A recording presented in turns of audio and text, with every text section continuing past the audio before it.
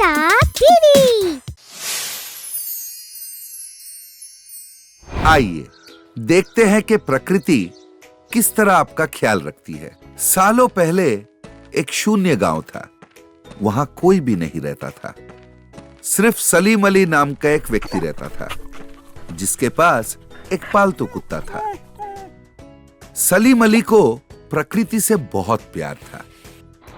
एक दिन जब सलीम अली अपने घर में सो रहा था, तब एक चिड़िया उड़कर आई और घर की मटकी में चोंच डुबोकर पानी पीने लगी।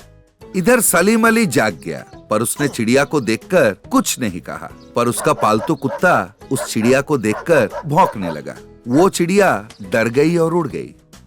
अगले दिन सलीम अली अपना फावड़ा लेकर अपने घर से कुछ दूर एक खाली जगह पर गया। फिर उस जगह पर सुबह से शाम तक वो एक गड्ढा खोदता रहा और उस गड्ढे के पास उसने एक छोटा सा पौधा लगाया।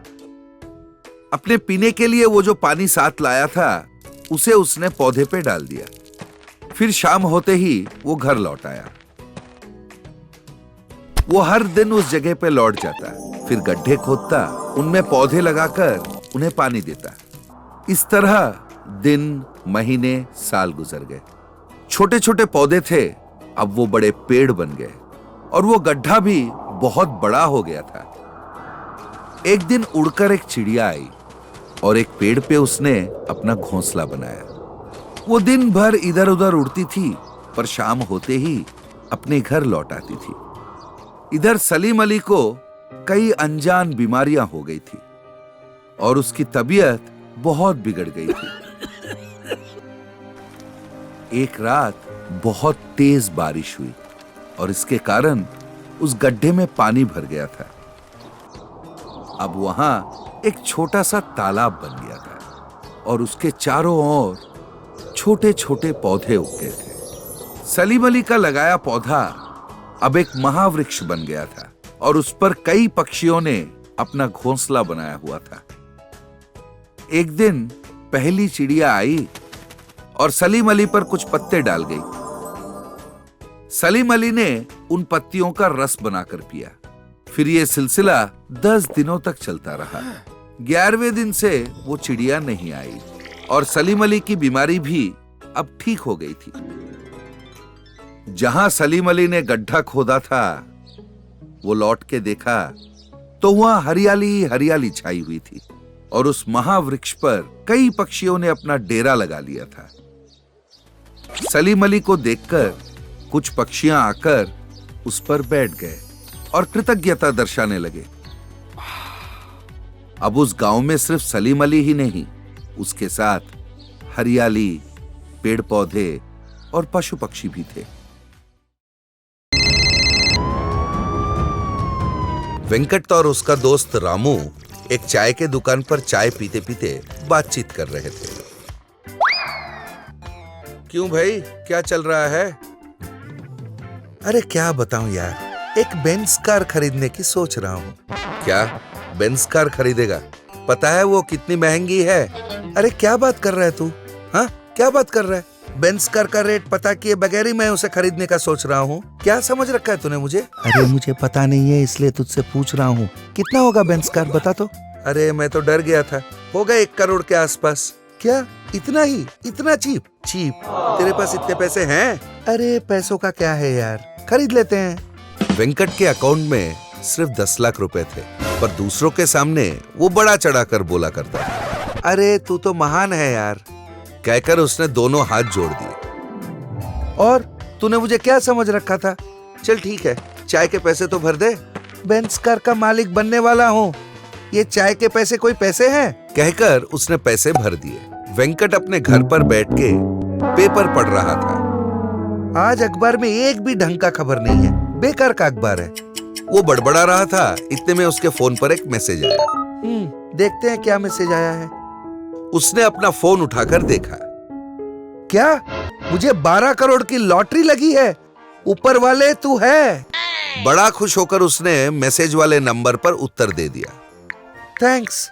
फिर मैसेज आया, please send your bank account details and contact details.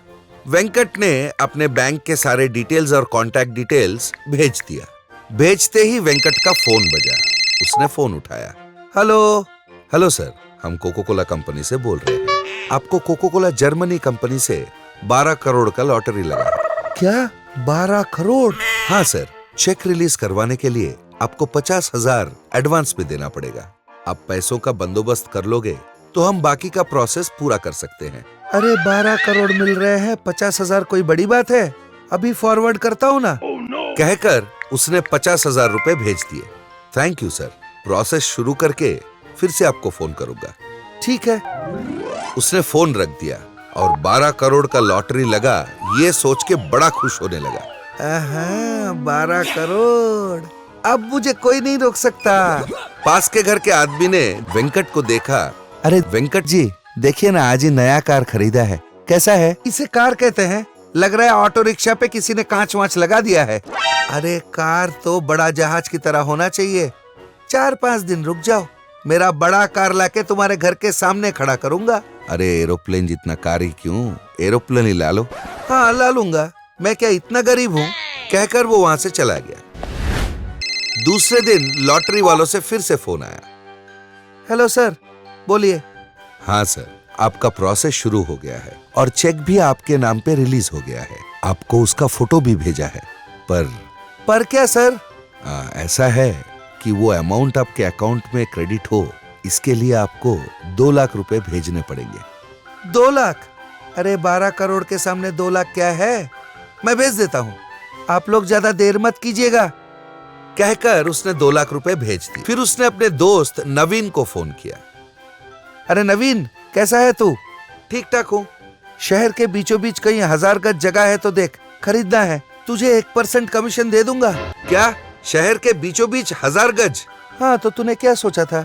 दूसरों की तरह आउटर रिंग रोड पे खरीदूंगा? अरे खरीदूंगा तो शहर के बीचों बीच खरीदूंगा ना। ए भाई, इतने पैसे कहाँ से आ गए तेरे पास? तुझे इससे क्या करना है? तुझे जो काम का है वही कर। उसने फोन काट दिया और लॉटरी मिलने का खुशी मनाने लगा।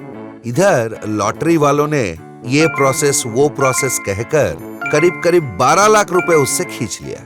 वेंकट का पूरा जमा पूंजी खत्म हो गया और दोस्तों से वो उधार लेने लगा। ए, तुझे क्या हो गया?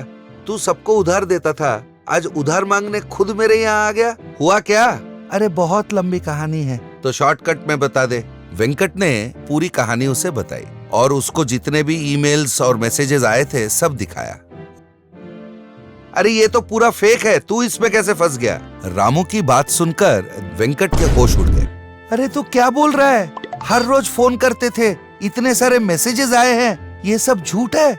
अरे भाई, ये सब ऑनलाइन फ्रॉड है। थोड़ा दिमाग का इस्तेमाल करोगे तो समझ में आएगा। तुझे पैसे देने वाले तुझसे उल्टा पैसा क्यों मांगेंगे? वैसे भी इस दुनिया में कोई किसी को फ्री में पैसे देते हैं क्या? अच्छा तो ये सोच के देख, तूने कोई लॉटरी की टिकट नहीं खरीदी तो तुझे लॉटरी कहाँ से मिल गया भाई? रामू, अब तक मैं 12 लाख दे चुका हूँ, तो क्या मेरे सारे पैसे डूब गए?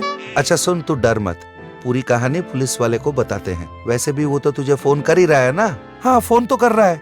दोनों मिलकर पुलिस स्टेशन जाकर पूरी बात बताई। पूरा सुनने के बाद पुलिस वालों ने कहा, क्यों भाई, दिखने में तो पढ़े लिखे लग रहे हो। लॉटरी मिला है सुनते ही तालियां बजाई और सारे पैसे उनको दे दिए। थोड़ा सोच के देखता। क्या करूं सर, पैसों का लालच हो गया था, गलती हो गई। गलतियां करो फिर माफी मांगो, यही सबकी आदत हो गई है। ठीक है, वो फिर से फोन करेगा तो जैसे मैं बताता हूँ वैसे कर। ठीक है सर, करूंगा। इस बार वो फोन करे तो उससे कहना ये बारी बारी पैसे ना मांगे, पूरा कितना पैसा लगेगा एक बार में बता दे और फिर खुद आके तुझसे पैसे ले जाए। ठीक है सर। उस दिन शाम को लॉटरी वालों ने फिर से फोन किया। हाँ सर, बताइए, प्रोसेस कहाँ तक पहुँचा? करीब करीब हो गया है सर, आप एक 2 लाख रुपए भेजोगे तो पैसे आपके बैंक में आ जाएंगे। अच्छा सुनो, ये बार बार क्यों पैसे मांग रहे हो?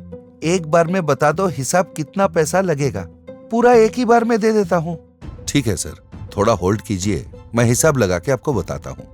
थोड़ी देर रुकने के बाद, हाँ सर, ये वो सब मिलाकर आपको एक 10 लाख रुपए और जमा करने होंगे सर। 10 लाख? ठीक है, पर 10 लाख बड़ी अमाउंट है, ऑनलाइन पे भेज नहीं सकता, लिमिट भी पूरा हो गया है। आप एक काम करो, कर सुबह सुबह आ जाओ और पैसे ले जाओ। सर हम डायरेक्टली तो मिल नहीं सकते। अरे मेरी बात समझो यार, वो बड़ा अमाउंट है, मैं कैश अरेंज कर सकता हूँ, लोकेशन आप ही बता दो। लॉटरी वाला थोड़ा सोच में पड़ गया। ठीक है, कल किसी कॉफी शॉप में ही मिल लेते हैं। कहकर वेंकट ने फोन काट दिया और दूसरी दिन सुबह वो लोग एक कॉफी शॉप में मिले। Hello sir. हेलो, पैसे ले आए आप? हाँ ले आया हूँ, एक बार जरा पीछे मुड़ के देखिए, पैसे वो पीछे वाले दे देंगे।